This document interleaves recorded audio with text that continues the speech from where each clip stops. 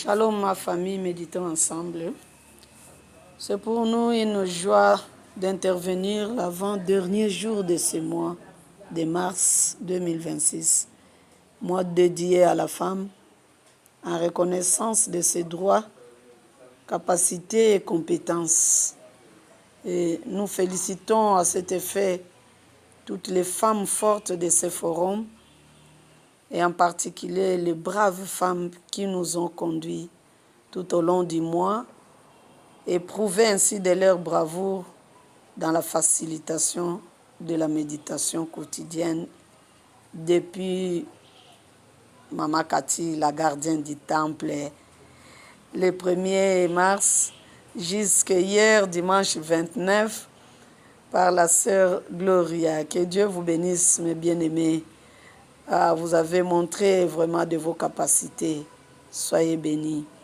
Nous ne saurons pas passer outre sans jeter de fleurs à nos papas, nos frères, commençant par l'initiateur, tous les collèges des administrateurs, ainsi que tous les serviteurs de Dieu, membres de cette plateforme, qui nous ont honorés et nous ont accompagnés pour l'accomplissement de cette œuvre si importante, savoir la méditation quotidienne selon le calendrier de la Ligue pour la lecture de la Bible. Dans la plateforme Méditons ensemble. Soyez tous comblés, nos frères. Vous êtes très importants. Vous êtes une bénédiction pour nous, car c'est vous qui nous préparez pour de telles choses. Merci beaucoup. Notre méditation de ce lundi 30 mars 2026 continue dans l'évangile selon le docteur Luc au chapitre 22, le verset 39 au verset 53. Et nous aurons à partager 3 questions, dont la question 1, de quoi ou de qui parle ce verset. La question 3, y a-t-il un exemple à suivre ou à ne pas suivre? Ainsi que la question 7, quelle vérité Dieu me révèle-t-il? Moi, c'est votre sœur Solange Ibolandongo Mukanim, depuis la ville de Kikwit, en République démocratique du Congo. Prions avant de passer à la lecture du texte. Seigneur notre Dieu, nous te disons merci. Notre joie est grande ce jour, car nous intervenons l'avant-dernière de toutes les femmes que tu as choisies ce mois de mars. Merci pour tous les messages que nous venons de bénéficier à travers d'elles. Merci Seigneur pour ces jours encore que toi tu as préparé.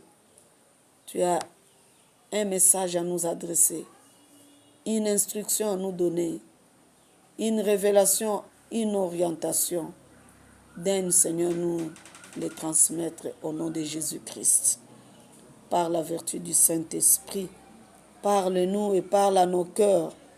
Nous avons besoin de cela pour être édifiés et pour soutenir notre foi en ces temps de la fin. Que toute la gloire soit à toi. Dispose le cœur qui sont déjà prêts à recevoir cette parole. Sois pour nous un Dieu vivant. Que nous soyons des enfants bien-aimés pour ta gloire. Parle-nous maintenant au nom de Jésus. Amen. Bien-aimés, nous allons passer à la lecture de notre texte.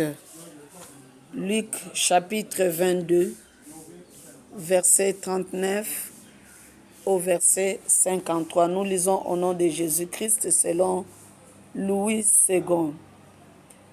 Après s'être sorti, il alla selon sa coutume à la montagne des Oliviers. Ses disciples le suivirent. Lorsqu'il fut arrivé dans ces lieux, il leur dit: priez afin que vous ne tombiez pas en tentation.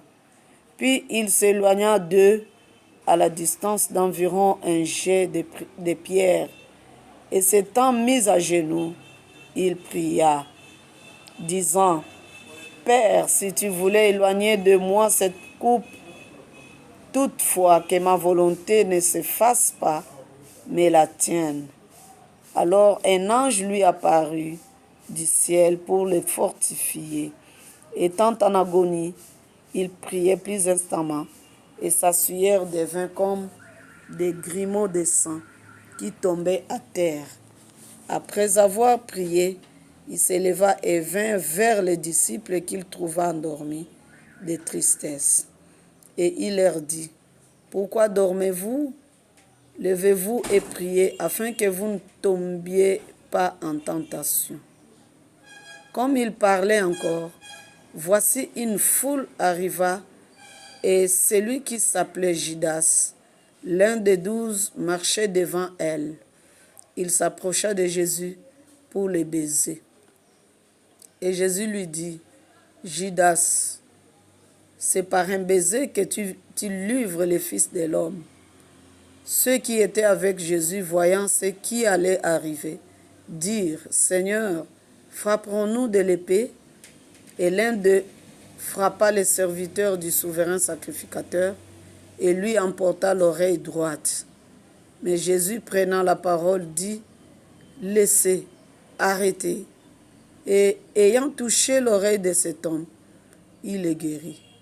Jésus dit ensuite aux principaux sacrificateurs, aux chefs des gardes du temple et aux anciens qui étaient venus contre lui, « Vous êtes venus comme après un brigand, avec des épées et des bâtons. J'étais tous les jours avec vous dans le temple, et vous n'avez pas mis la main sur moi. Mais c'est ici votre heure et la puissance de... » Voilà, bien-aimés, le texte de notre méditation de ce jour. C'est chapitre 22 de l'évangile du docteur Luc.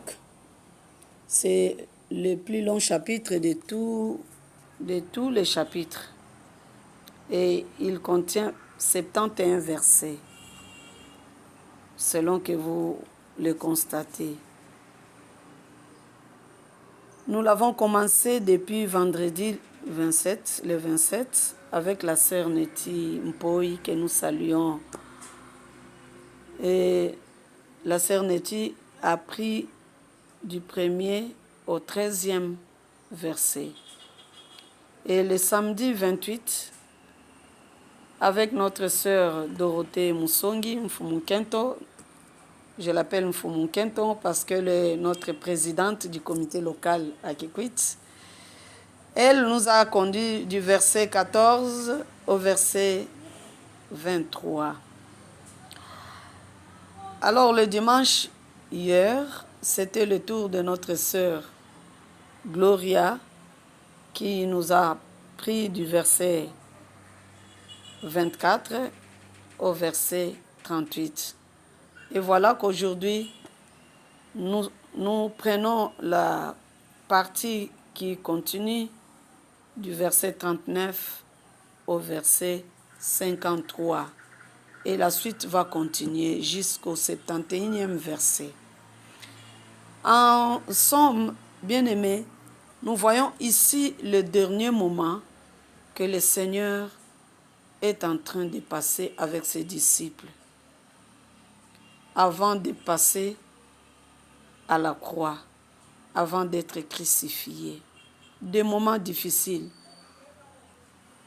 du premier jusqu'à ce niveau où nous sommes.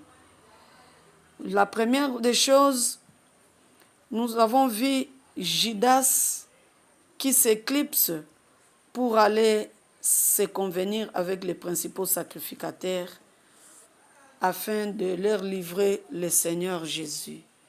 Ça, c'est dans la partie où la sœur Neti nous a facilité.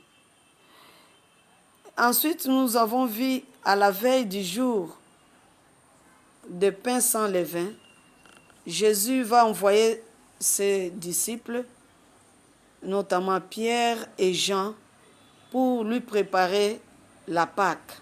Pour préparer la Pâque, car il désirait vivement manger la Pâque avec ses disciples avant ses souffrances. Et nous avons aussi vu comment Jésus parle à ses disciples pendant ces temps. Pendant ces temps où le temps qui précède sa mort, il prépare ses disciples afin qu'ils ne soient pas la voie par laquelle l'ennemi va utiliser pour sa mort. Jésus les a parlé, il les a préparés. Malheureusement, que cela va toujours arriver par l'un parmi eux, par l'un des disciples que nous connaissons bel et bien, Judas. Et Jésus leur parle encore de beaucoup plus de choses en tant que Dieu, voyant comment les choses se passent, comment le diable est en train d'utiliser, de travailler les disciples, commençant par Judas. Le diable continue avec Pierre et Jésus va prévenir, il va dire à Pierre que l'ennemi voulait te cribler. Mais Christ a prié pour lui, pour le sauver. Et il prévient à Pierre qui va aussi se montrer comme il était fort à se tenir pendant ces temps de souffrance de Christ. Jésus lui prévient en lui disant que ce jour ne finira pas avant que tu n'aies me renier 3 fois, avant que le coq ne chante. Bien-aimé, voilà ce que Christ a fait avant sa mort, avant d'aller à la mort. Il a parlé à ses disciples, il les a préparés, il les a prévenus de toutes ces douleurs. Quelle est donc votre attitude, bien-aimé? Quelle est mon attitude en face de toutes ces choses? En ces temps, en notre temps, pendant ces temps que nous sommes en train de courir, quelle est votre attitude, voyant toutes ces souffrances de Christ? Comment nous nous comportons par rapport à notre foi? Cette question, chacun de nous va se poser et va répondre dans son cœur. Nous passons, bien aimés, à répondre à nos 3 questions qui sont proposées par le lecteur. La première question, de quoi ou de qui parlent ces versets? Bien aimés, ces versets nous parlent de Jésus et ses disciples. Il y a aussi à côté la foule de gens qui arrivaient, qui venaient avec Judas devant eux, devant cette foule. Il y a aussi des temps difficiles, des temps de douleur, d'affliction qui sont annoncés. Et Jésus passe pour la prière. Il passe pour prier sur le mont des Oliviers, accompagné de ses disciples, pour préparer ces temps difficiles, durs. Jésus priait, s'étant éloigné de ses disciples, mais la Bible nous montre que pendant ces temps que Jésus priait, ses disciples dormaient, ils somnolaient. Nous voyons encore de quoi toujours que Judas, qui s'amène avec la foule de personnes, ces personnes qu'il a donné des consignes pour arrêter Jésus, Jésus qui l'a trahi. Et c'est par un saint baiser que Judas va donner à Jésus pour que ces gens puissent l'arrêter. Ça, c'est ce que le passage nous dit. En d'autres, nous voyons aussi l'un des disciples de Jésus qui va frapper une personne dans cette foule, parmi ces gens qui venaient pour arrêter Jésus. L'un des disciples va le frapper par l'épée, mais Jésus, plein d'amour, va remettre l'oreille de cette personne qui était tombée et il va les guérir. Voilà en quelques mots le message de quoi il s'agit dans ces passages. La deuxième question, c'est la question 3. Y a-t-il un exemple à suivre ou à ne pas suivre? Le premier volet, y a-t-il un exemple à suivre? Bien-aimé, il y a 2 exemples à suivre et à ne pas suivre. Il y en a beaucoup.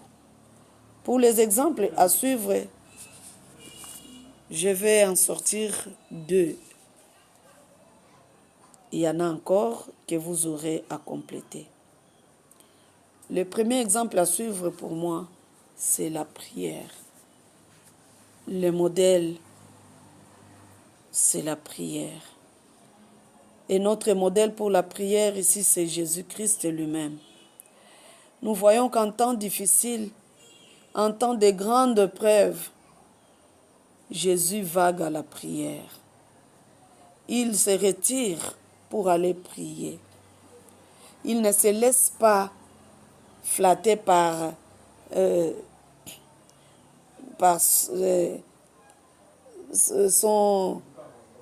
sa divinité, je voulais dire, en tant que Dieu, mais il va à la prière pour préparer ces moments difficiles. Bien-aimés, ne nous laissons pas distraire et ne soyons pas troublés par les épreuves, mais par contre cherchons Dieu dans la prière et il nous donnera des voies de sortie dans les épreuves que nous connaissons. Jésus allait à Gethsémane et cela, la Bible déclare qu'il allait selon sa coutume. Il faisait la prière sa vie. Il a fait de la prière sa vie de tous les temps pendant qu'il était sur terre. Mais lui, bien-aimé, je disais que Jésus, étant Dieu, il a fait de la prière sa coutume. Et nous autres là, nous qui avons cette chair, qui connaissons beaucoup de souffrances, beaucoup de problèmes, pourquoi ne pas prendre ces bels exemples? Pourquoi disons-nous toujours, même en 2 mots, Dieu entend? Il ne suffit pas de multiplier des paroles ou d'aller seulement à l'église ou ailleurs pour être écouté par Dieu. C'est comme ici chez nous au Congo, les gens ont l'habitude d'aller sur des montagnes. Dans la ville capitale, par exemple, il y a une montagne là, Mangengenge, où les gens se retirent pour la prière. Même vers le campus, dans la bourse, vous verrez des endroits que les gens ont arrangés pour la prière. Voilà, bien-aimé, un exemple à suivre. Ne nous laissons pas distraire pour dire, même dans ma chambre, même dans mon cœur. D'ailleurs, la prière, c'est l'église, c'est mon cœur. Ne nous distrayons pas. Ne commençons pas à embellir des mots, des arguments pour nous donner la raison pourquoi on ne doit pas toujours prendre du temps à prier. Non, bien-aimé. Où se trouve votre Gethsémane? Et combien de fois vous vous y retirez pour prier? Quand vous dites, il suffit de prendre 3 minutes, 2 mots, Dieu entend.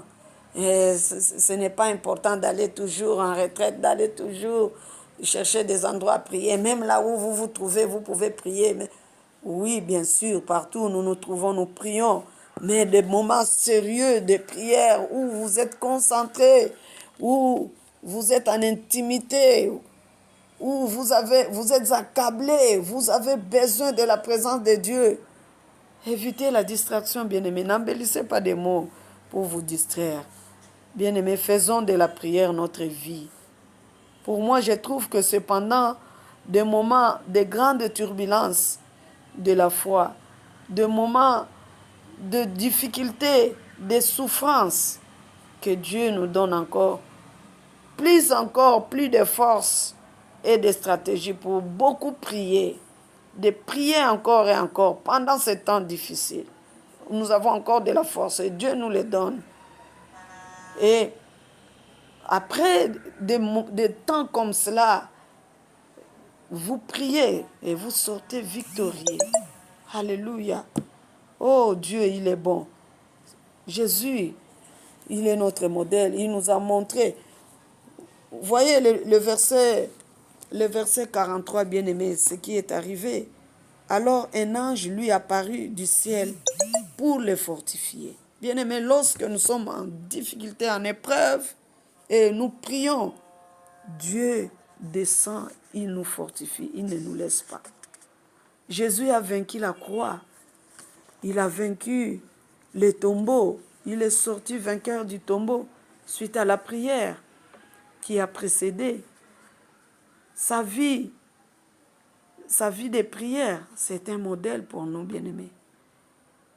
Oh, je vous encourage, bien-aimés, vous qui avez plus de temps de prière, serviteurs, bergers, je vous encourage que le Seigneur vous bénisse davantage, qu'il vous fortifie davantage, de prier et de prier encore. Évitez d'être plus administratif. Évitez d'être plus prédicateur qu'intercesseur, berger, pasteur, responsable des ministères. Évitez d'être plus financier que d'être intercesseur, de se donner à la prière. La prière barre la route à beaucoup de choses, à beaucoup de mauvaises choses qui peuvent arriver. Elle peut changer la décision ou apaiser la colère de Dieu sur son peuple. Elle peut ramener les âmes égarées et elle peut aussi gagner celles qui ne sont pas en Christ, qui sont en dehors de la bergerie. C'est la prière qui peut faire toutes ces choses-là. Et la prière peut beaucoup. Elle attire les membres à l'église. Ces membres-là qui viennent avec les données, les finances, les libéralités pour lesquelles vous êtes financés, vous gérez. C'est la prière qui fait tout ça. Alors, évitons des arguments qui ne valent pas la peine. Bien-aimés, prenons pour modèle Christ qui a vagué à la prière et qui était sa coutume, sa culture. Quelle est votre culture lorsque vous êtes en problème, en difficulté? Quel est votre exemple, modèle? Bien-aimés, faisons de la prière notre vie de tous les jours. Le deuxième exemple à suivre, c'est l'amour, la compassion de Jésus, que manifeste Jésus même devant la mort, avant 2 heures, 3 heures, quelques heures de sa mort. Il continue à manifester sa compassion, son amour envers ses ennemis, envers ceux qui s'approchent pour l'arrêter. Oh Jésus, il est amour. Que nous puissions aussi copier ces modèles, qu'il nous donne aussi à aimer ceux qui nous combattent, ceux qui nous maltraitent, ceux qui nous haïssent.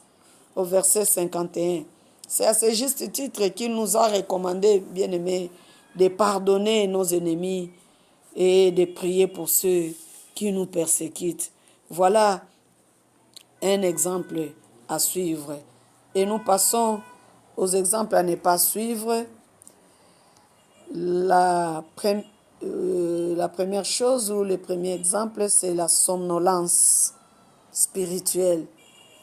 Le disciple manifeste cette somnolence au verset 46 et même au verset 40. Et Jésus n'a cessé de les interpeller. Priez afin que vous ne tombiez pas en tentation. Mais eux, ils continuaient à dormir. La somnolence nous entraîne à la chute. Devant les tentations, devant les vagues et les marées, nous n'avons pas de force pour nous maintenir. Oh bien-aimés, évitons la faiblesse.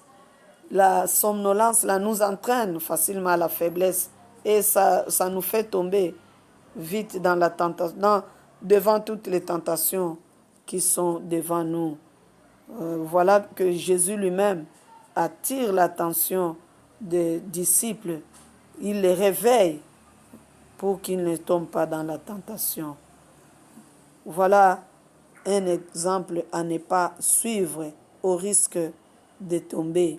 Le deuxième exemple à ne pas suivre, c'est la trahison. Judas va trahir Jésus, son maître, par un simple baiser qu'il a donné comme consigne. Et nombreux, nous le faisons aussi. Nous aimons des lèvres, souvent, plus souvent. Aujourd'hui, dans nos églises, nous voyons cela, c'est fait. Vous voyez quelqu'un, il aime, mais en réalité, il a haï son frère ou sa sœur. On s'est choisi pour se saluer et on est prêt à trahir. Évitons de nous trahir, bien-aimés. Les chrétiens, selon ce qu'on nous reproche, la trahison devient la monnaie courante. Le manque d'amour, quand c'est votre frère qui est élevé, on cherche à tout prix à les renverser. On les trahit vite. C'est comme ça que les musulmans nous gagnent. Ils gagnent plus de chrétiens parce qu'ils trouvent que les chrétiens ne s'aiment pas. Ils n'ont pas d'amour entre eux.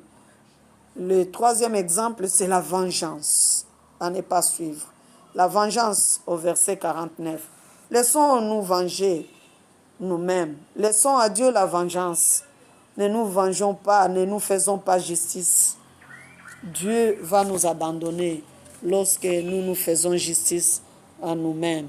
Laissons Dieu nous venger et nous aurons gain de cause. Dieu va nous secourir en temps difficile. Bien-aimés, nous terminons avec la question 7. Quelle vérité Dieu me révèle-t-il? La première vérité, Dieu me révèle de faire de la prière ma vie, de rechercher constamment la prière, car elle prépare et prévient beaucoup de mauvaises choses. La prière nourrit l'homme intérieur et elle fortifie notre foi en temps difficile. Même en temps de joie, en temps d'allégresse, la prière toujours, parce qu'elle met des garde-fous pour que nous ne puissions pas déborder, pour que nous ne puissions pas aller loin dans la joie. Bien-aimés, faisons de la prière, c'est ça que Dieu me révèle, notre vie au quotidien. Deuxième vérité que Dieu me révèle, c'est l'amour. L'amour les uns et les autres. Et évitons la trahison. Évitons la trahison, mais aimons-nous les uns les autres. Vous savez, des fois, lorsque Dieu nous fait grâce de connaître nos ennemis, il y a risque que nous puissions continuer à les haïr. C'est pourquoi, de temps en temps, ceux qui nous combattent dans l'ombre, nous ne les connaissons pas. Mais c'est le Seigneur qui nous protège et c'est lui qui combat en faveur de nous. Si nous avons cette grâce-là, si le Seigneur peut nous ouvrir les yeux ou nous les faire connaître, oh bien-aimés, mais nous n'aurons plus à aimer les gens. Nous n'aurons plus à vivre ensemble avec les gens parce qu'ils sont toujours là à nos côtés. Ce sont nos proches. Ils sont toujours à nos côtés. Et ce sont ceux-là même. C'est comme la Bible le dit. L'homme aura pour ennemis les gens de sa maison. Et les gens de sa maison-là, ce sont vos propres enfants. C'est votre épouse, c'est votre époux. Et si le Seigneur peut vous les révéler, peut me les révéler. Mais rendez-vous compte. Voyez-vous la suite, ça sera quoi? C'est la haine. Vous allez haïr, vous n'allez plus aimer. Et ça se fait plusieurs fois lorsque quelqu'un découvre, celui-là c'est son ennemi. Un enfant qui dans sa maison a monté des cabales, a monté des coups, on ne les garde pas. On ne peut plus les garder, on les met en dehors. Et le Seigneur nous demande seulement d'aimer. Et il nous protège des fois pour que nous ne puissions pas voir, connaître ceux qui ne nous aiment pas. Sinon, nous ne les aimerions plus. Donc, nous devons continuer à aimer comme Christ l'a fait jusqu'avant sa mort. Il continue à aimer même ceux qui viennent pour l'arrêter, pour le mettre à la mort. Christ aime. Il manifeste sa compassion. Il ramasse l'oreille de Tychus et puis il le remet à sa place. Il les guérit. Quel amour! Faisons cela et Dieu va nous bénir. Aimons-nous les uns les autres, aimons nos ennemis et ceux qui nous persécutent, laissons la vengeance à notre Dieu. Merci, voilà les deux vérités. Vous aurez le temps de commenter. Je me suis arrêtée là pour vous faire grâce. Le verset qui m'interpelle le plus, c'est le verset 44. Je relis ce verset. Étant en agonie, il priait plus instamment et sa sueur devint comme des grumeaux de sang qui tombaient à terre. Ça, c'est le verset qui m'interpelle le plus, bien-aimé. Prier pendant les temps difficiles, entrer en profondeur, prier plus instamment comme Christ l'a fait et nous aurons la victoire. Nous serons glorifiés après ces temps difficiles. Voilà la suite des questions subsidiaires. Chacun va répondre pendant son temps de prière. Merci, que le Seigneur vous bénisse. Nous prions. Seigneur, merci pour ces temps de méditation. Merci pour la parole qui est libérée, le message qui est sorti. Que cela trouve la place dans un cœur et qui sera germé pour produire des fruits de vie. Nous bénissons cette plateforme, nous bénissons Méditons ensemble, nous bénissons la Ligue pour la lecture de la Bible qui nous a offert cet outil qui nous amène à la méditation quotidienne. Soyez bénis au nom de notre